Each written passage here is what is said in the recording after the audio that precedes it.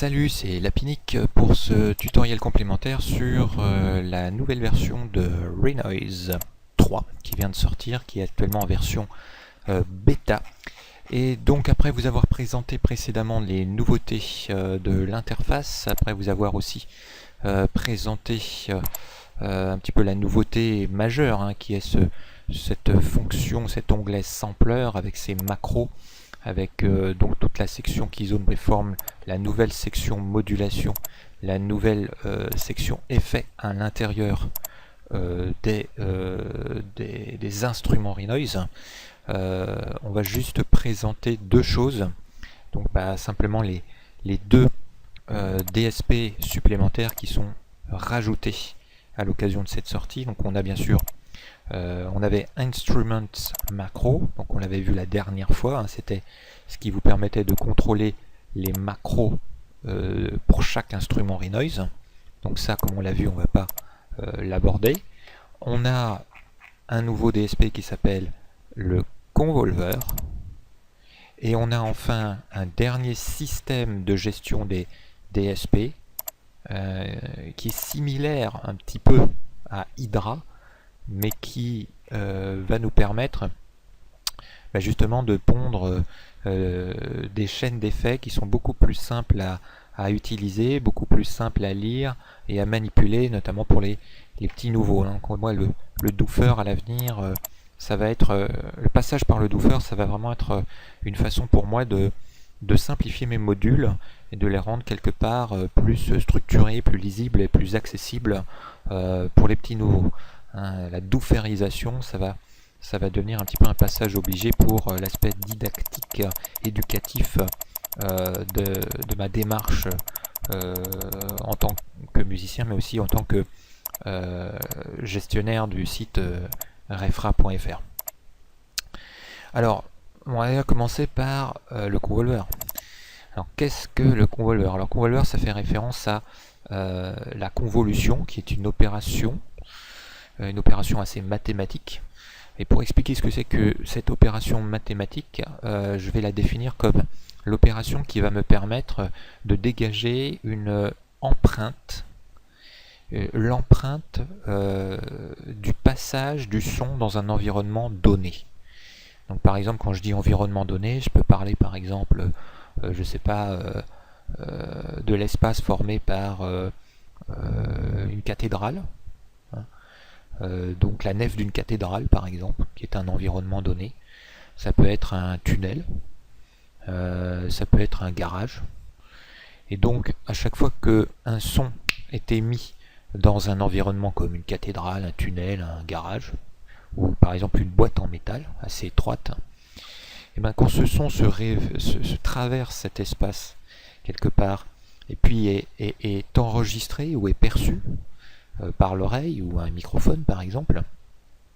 D'un côté, les caractéristiques du son de départ sont mises sur la table, et de l'autre côté, les caractéristiques du son à l'arrivée, après avoir traversé cet environnement, elles sont analysées comparativement, fréquence par fréquence. Moi, quand je claque des doigts, ou quand j'émets un son, eh bien, toutes les fréquences sont sollicitées, comme vous le voyez par exemple ici, mais entre le son de départ et puis comment finalement à l'arrivée il me revient, après on a pris soin de traverser un hall de gare, un hangar à bestiaux, je sais pas, une boîte de conserve en métal, ou un Tupperware en plastique, ou je ne sais quel environnement enfermé, le son n'est pas le même à l'arrivée quand il passe à travers une chambre couverte de plaques de céramique par exemple. Et donc la couleur,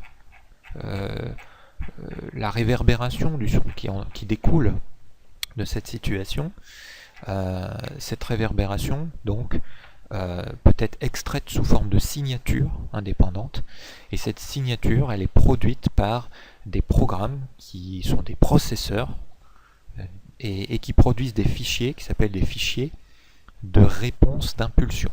Donc une impulsion sonore est lancée, il y a une réponse qui est obtenue, et la réponse c'est la signature du son à travers un environnement. Et cette signature type, est toujours la même, quelque part. Peu importe le son de départ, c'est le style avec lequel ça se réverbe, le délai, la vitesse avec laquelle chaque fréquence est modifiée et sollicitée, c'est ça qui est enregistré dans un fichier de réponse d'impulsion. Impulse responses, comme on dit en anglais. Et Convolver, voilà, pour revenir à ce DSP, Convolver, c'est un DSP qui va être en mesure de lire, d'interpréter les fichiers IR, Impulse Response, et ces fichiers IR vont pouvoir être chargés ici, donc à travers load. Des fichiers IR qui sont donc souvent soit des fichiers Wave, AIF, FLAC, OGG, enfin tous les fichiers audio que vous connaissez, parce que c'est dans ce format-là qu'on enregistre les réponses d'impulsion. Et une fois que ces réponses d'impulsion sont enregistrées et chargées par le convolver est en mesure finalement de faire que le signal qui rentre est traité, et l'empreinte du son ici chargé dans le convolver va s'appliquer au signal, et le convolver va sortir le signal qui hérite de l'empreinte. Donc si par exemple on avait enregistré une empreinte d'un son enregistré au sein d'une cathédrale, eh ben, écoutez ce que ça donne.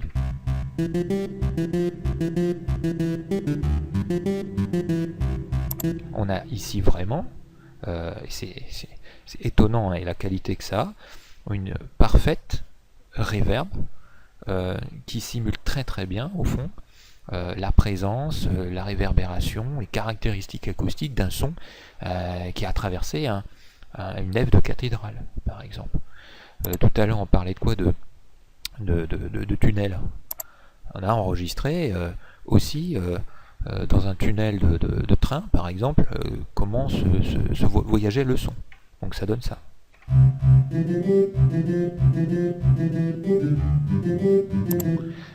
On peut enregistrer par exemple ce que donne un garage. C'est plus fermé, c'est plus compact.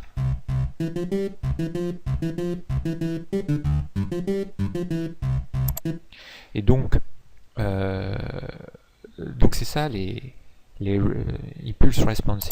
Et d'ailleurs on peut ne pas seulement avoir des IR orientés reverb, hein, on peut effectivement avoir des IR complètement ufologiques. On peut avoir des IR différentes, par exemple. Qu'est-ce que ça donne un son qui traverse un ampli de guitare? Un son qui traverse un ampli de guitare, c'est un son dénaturé comme le reste. Donc on compare le son de départ, le son dénaturé, opération de convolution, fichier IR chargé, et ça donne quelque part un simulateur d'ampli à lampe. Avec un convolver, on va pouvoir faire des effets complètement tous les effets peuvent être finalement recréés avec un convolver, pour peu qu'on ait les fichiers IR qui vont avec. Donc c'est quand même un outil qui va devenir extrêmement polyvalent, et on va pouvoir même charger des waves complètement zarbi. Là on a Boeing par exemple, vous voyez, on utilise quelque part un son wave comme référence, et en faisant passer votre son dans ça sous forme de convolution, ça donne quelque chose de totalement ufologique.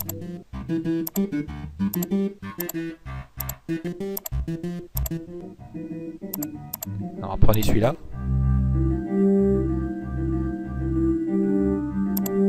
Plus besoin d'utiliser un ring modulateur. Hein.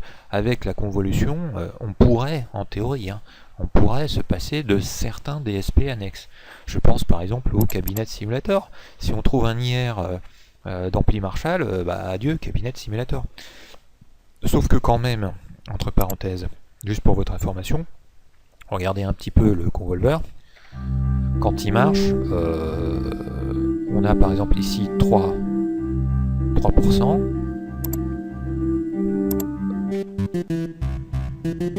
Quand le fichier du convolver est plus gros, plus long, on est à 4%. Et à la limite, plus le fichier va être riche, long, à traiter et va demander de la ressource, et plus là-haut ça va augmenter, 4%. On peut aller loin. 3-4%. 3-4% pour un et un seul DSP, c'est beaucoup. C'est beaucoup quand même. Alors c'est puissant, c'est élégant, c'est beau, mais c'est beaucoup. Ça prend de la puissance. Donc finalement, à utiliser quand il faut, mais à utiliser avec modération. Le cabinet simulator ne prend que moins d'1%. Donc peut-être qu'il est plus adapté dans certains cas de figure. Donc voilà pour le Convolver, vraiment un DSP d'excellente qualité, très prometteur. Il n'y a plus qu'à le nourrir avec des IR, des Impulse Response. Je vous indiquerai sur Refrain un petit peu où en trouver. Donc ensuite on va voir le troisième et dernier DSP. En fait c'est pas un DSP proprement dit, c'est un type. C'est un type de périphérique qui n'est pas un périphérique comme le ring mode, la reverb, le répéteur, qui n'est pas non plus un méta périphérique comme les autres. C'est particulier, c'est un périphérique qui va quelque part emmagasiner ou empaqueter des sous-périphériques. Donc par exemple, on va créer une chaîne standard, composée par exemple d'une disto, composée par exemple d'un filtre lui-même contrôlé par un LFO customisé, en one shot comme ça, je trouve, voilà, très court, qui prendrait voilà juste 12 16. Donc qui contrôle un filtre, qui contrôle le cutoff du filtre, le filtre ayant une petite résonance comme ça. Voilà. Et le LFO est lui-même contrôlé par un key tracker qui détecte quand est-ce que vous tapez sur une touche dans le pattern editor. Par exemple, on lui met reset.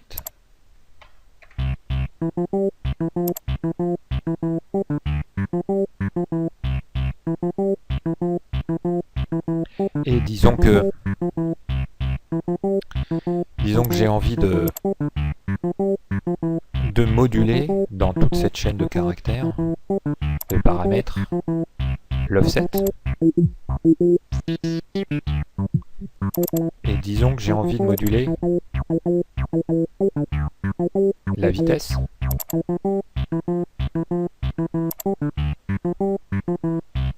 Et puis c'est tout. Le problème c'est que, alors je peux me contenter effectivement d'aller dans le mixeur, d'afficher tous les paramètres de ma disto, de mon filtre. Voilà, mais honnêtement, cette chaîne qui correspond à un effet particulier, un filtre particulier, qui est composé à la fois d'une distorsion et d'un filtre, je peux même d'ailleurs lui rajouter un petit délai, un dub delay par exemple. Donc voilà.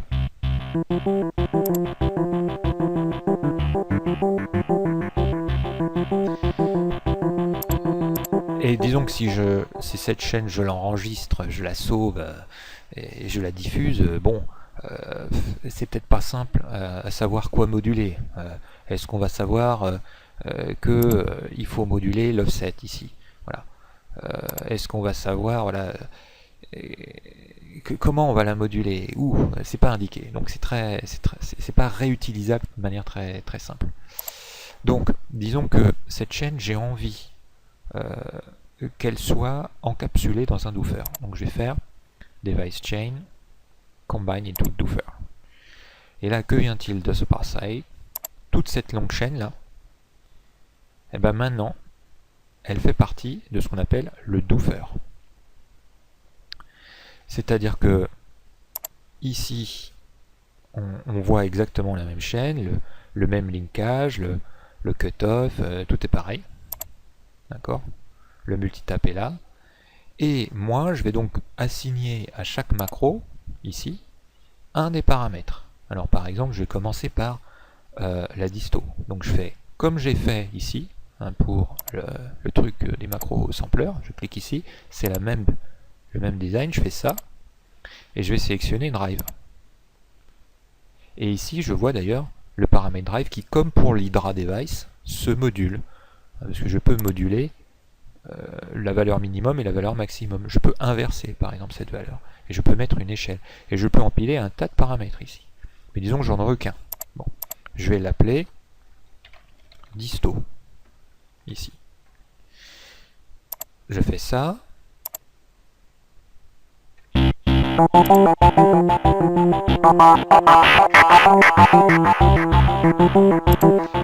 Maintenant, passons au paramètre numéro 2. Alors, est-ce que le key tracker est nécessaire? Non. Le key tracker joue son rôle. Je peux quand même donc le mettre à 0B9 et puis c'est tout. Est-ce que par contre l'offset et la fréquence c'est utile? Oui. Donc là je vais prendre un macro numéro 2 et je vais jouer donc avec l'offset ici et la fréquence, vraiment je vais dessus. Tac et tac. Je clique 2 fois dessus, ça les assigne à la macro 2. Je vais jouer ensuite avec la macro 2. Par exemple,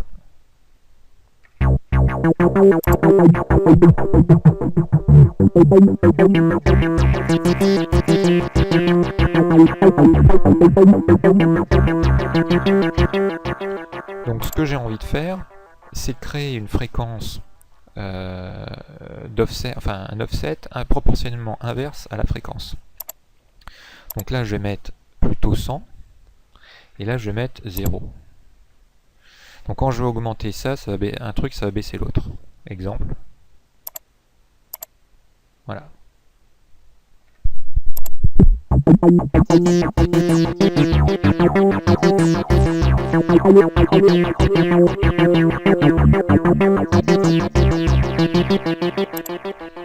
Et donc là, on peut dire que par rapport à ce système de gestion de fréquence, c'est le filtre quelque part. On va dire, c'est quelque part, c'est l'impact du filtre. On lui donne un nom précis, vous voyez. Et on peut par exemple paramétrer de manière indépendante la résonance du filtre.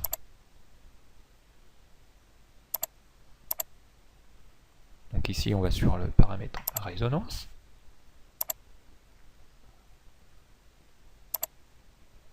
Donc on tape réseau FX par exemple. On joue. Et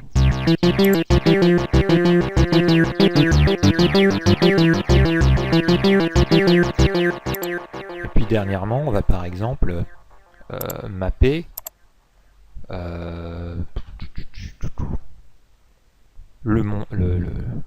va mapper par exemple ça et ça, bon, par exemple. Alors pourquoi on mappe ça? Parce que ça va nous permettre d'appeler ça dub delay. Et ensuite, on masque un petit peu tout ce bignou là. Voilà. Et on masque définitivement le tout. Comme ça, tout est caché. Et on va appeler ça Special FX. Donc ça, c'est un doofer qui contient toute une chaîne et qui contrôle toute une chaîne à distance. La chaîne est elle-même cachée dans le doofer et donc elle n'apparaît pas ici. Elle n'apparaît donc pas non plus là.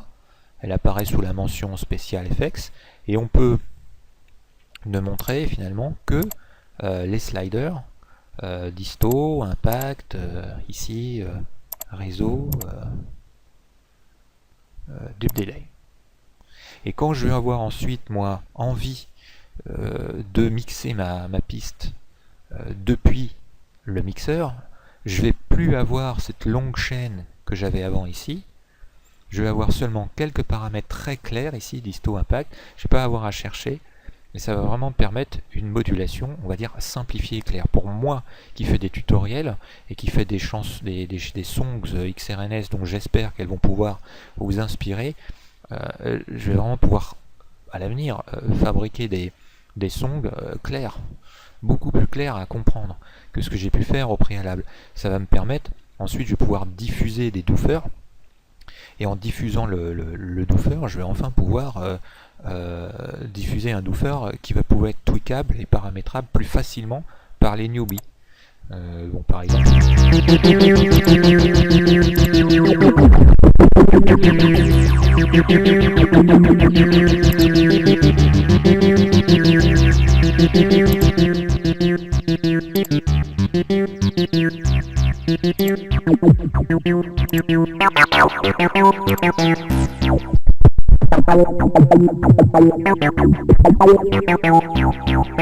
Donc après il y a du tweakage dans l'air parce que dans le paramètre impact par exemple on voit bien que trop élevé le paramètre impact ça devient inaudible, donc il y a des choses à changer, à peaufiner dans ce doofer. Mais ce doofer honnêtement va être vraiment très très pratique pour le mixage en temps réel au bouton droit. Et bien sûr, un doofer est automatable. Exemple. Donc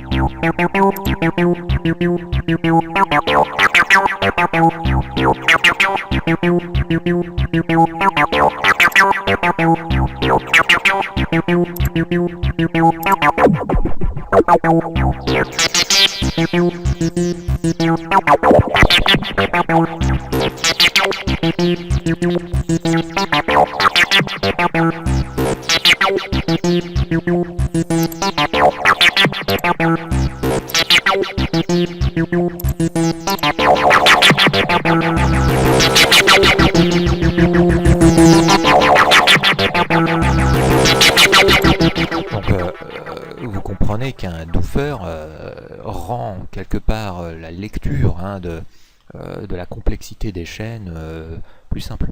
Donc franchement, on va très probablement à l'avenir constituer d'ailleurs dans nos futures chaînes d'effets situées ici, des chaînes d'effets qui contiennent des doofers. Par exemple, ici, sans vouloir vous offenser, on a par exemple DJ Filter, donc on a un doofer ici. Donc on va pouvoir mapper les paramètres du doofer, par exemple. Et donc contrôler des chaînes elles-mêmes simplifiées via macro. Et chose qu'on peut faire, la question à se poser, c'est est-ce qu'on peut, dans un doofer, rajouter des périphériques type inst macro? Là est la question, la réponse c'est oh oui. Donc un doofer peut contrôler des macros. Un doofer peut contrôler des macros qui contrôlent un doofer dans les chaînes d'effets. Et l'autre question c'est, un doofer peut-il contrôler un autre sous-doofer, c'est-à-dire on peut dooferiser un doofer? La réponse c'est oui. Un doofer peut dooferiser un autre doofer. C'est-à-dire que là par exemple, je vais mettre par exemple ici un gainer par exemple, dans le doofer qui lui-même est contenu par un sur-doofer. Bon, là je vais appeler ça subdoofer. Subdoof. Je vais supprimer les autres trucs parce que sinon on va pas comprendre. Je vais appeler ça gainer. Ici. Et je map le gainer ici, le gain. Je le cache.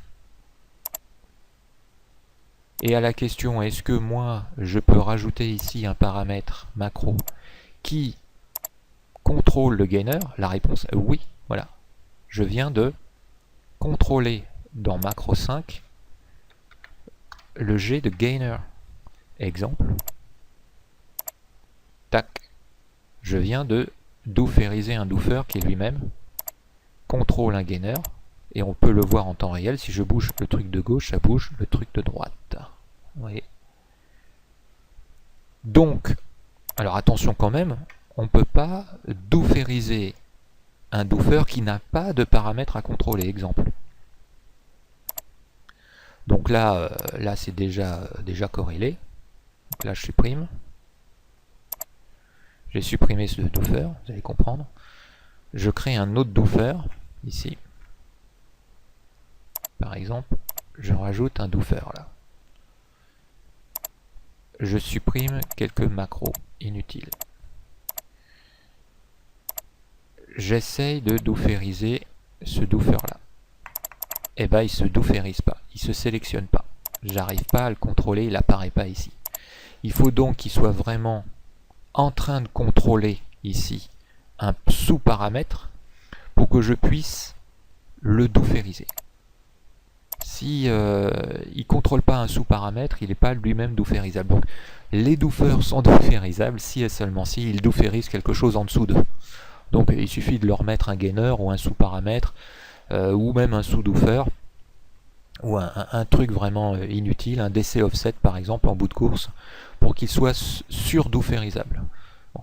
Là on atteint un niveau de complexité certain, mais je voulais absolument vous montrer qu'on peut dooferiser un doofer, qu'on peut dooferiser donc des macros qui qui macro-map eux-mêmes des doofers qui dooferisent des sous-doofers. Ça peut devenir un effet de poupée russe enchaîné assez complexe, mais c'est tout à fait possible avec le nouveau Renoise. Donc voilà une présentation sommaire au fond des nouvelles petites particularités du nouveau Renoise qui pour l'instant, donc comme je le disais, est toujours en version bêta. Bon, il y a des choses qu'il faut qu'on voit, notamment par rapport à cette version bêta, des choses qui sont un peu limites, limitées. Par exemple, au niveau des modulations, bon, c'est bien de rajouter des enveloppes ADSR. Il y a un risque de redondance, c'est-à-dire, imaginez, on est obligé de créer pour chaque sample une modulation spécifique à chaque fois. Ça peut être assez redondant, donc on peut critiquer un petit peu le système de modulation qui manque peut-être un peu de flexibilité parce qu'on est obligé de créer une modulation ADSR pour donc le volume, la même pour le panning, la même pour le pitch. Donc si par exemple on a la même modulation ADSR, exactement la même, c'est-à-dire faut pas qu'on se trompe, et que on va sur toutes les catégories cutoff, résonance, alors c'est la même modulation ADSR et on va trouver le moyen quelque part, alors que c'est la même chose, de faire des copies de la même ressource de modulation. Donc on se demande s'il n'y aurait pas une méthode plus simple pour prendre une seule modulation par exemple, qui pourrait se projeter ou cibler plusieurs domaines en même temps. Par exemple, justement, on définit une seule modulation et cette modulation s'applique au volume, panning, pitch, cutoff, résonance, comme si on pouvait créer par exemple ici une sortie ou un routage multiple vers toutes sortes de catégories et toutes sortes de samples à rebours. Donc ça c'est quelque chose qui semble un peu redondant.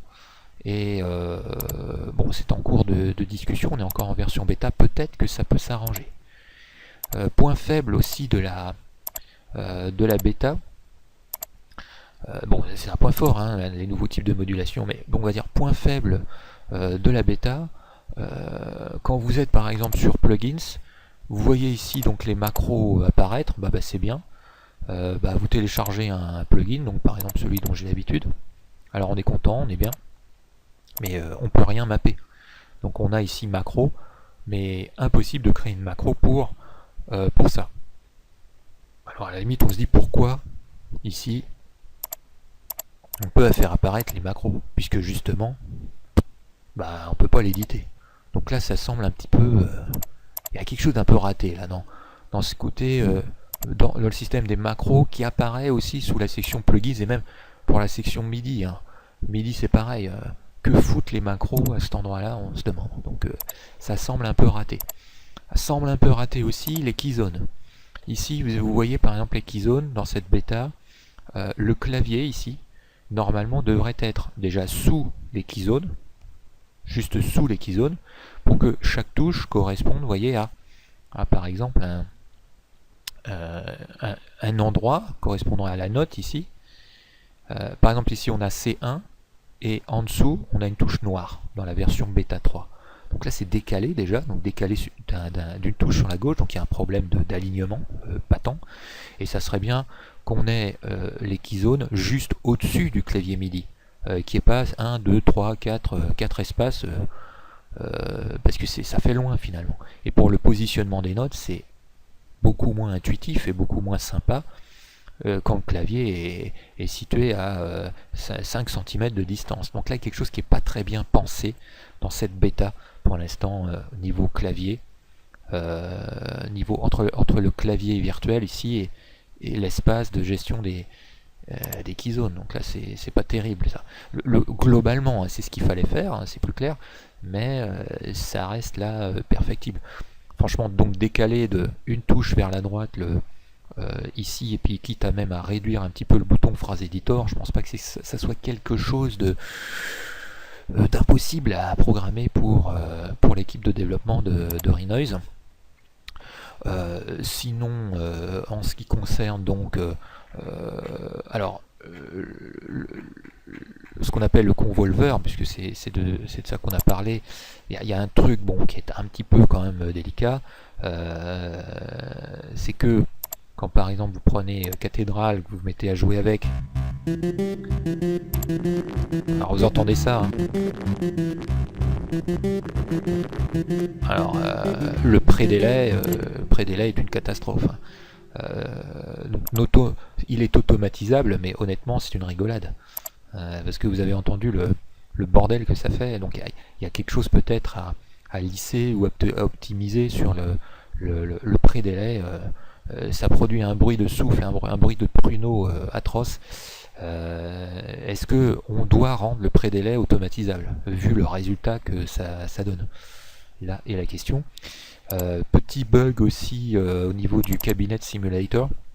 Apparemment, donc Krakengore, hein, le codeur d'une majorité des faits DSP chez Renoise, a essayé d'optimiser ce DSP, mais il a complètement raté son coup, et donc je l'ai convaincu qu'il y avait un raté, puisque honnêtement la majorité des presets sonnent plats, into the face par exemple,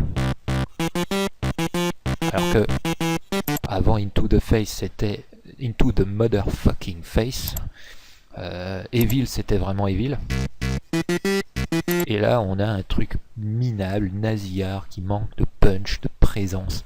Ils ont changé donc apparemment quelque chose dans toute la logique du Cabinet Simulator, mais c'est devenu un truc puéril, complètement nul, sans dimension, et on a beau essayer de jouer avec l'égaliseur et tout, c'est raté. Donc le Cabinet Simulator de la version bêta, et je rappelle de la version bêta, surtout ne composez rien avec, n'enregistrez pas de chaîne avec, ne faites pas de mélodie, ne vous en servez pas et n'enregistrez rien, parce que il va très probablement faire l'objet d'un rollback vers la version antérieure, ou alors d'une optimisation, mais qui cette fois-ci va pas produire ce ratage qu'on observe là sur le son, parce que on ne retrouve absolument pas le génie et le punch de l'ancien cabinet, qui, je le sais, hein, est gourmand en ressources, pas très bien optimisé, pas terrible, mais au moins la compatibilité descendante avec la lecture des anciens modules sera préservée.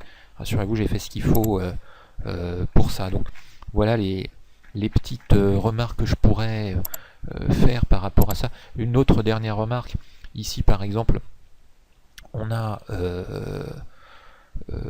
donc la liste des effets, des SP, bon, très bien, et le bouton mort.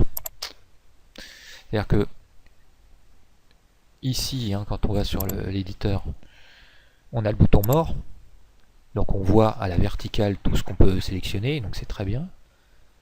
Mais alors, au moment de faire la même chose quelque part ici dans le sampler, parce que c'est exactement la même chose, hein, c'est les mêmes DSP, et bah bouton mort il n'y en a pas, c'est dommage. Même chose, un clac, on le fait apparaître, on sélectionne et hop, terminé. Pas de bouton mort, dommage. Et là on se dit pourquoi. Autre chose aussi qui me plaît pas trop, franchement, donc quand vous êtes en train de sélectionner vos VST là. Bon, donc vous avez des chapitres ici, méta. Par exemple, moi, je veux pouvoir faire un glisser-déplacer ici de cet emplacement là à cet emplacement là. Voilà, et ben ça marche pas. Je fais un glisser-déplacer, ça marche pas.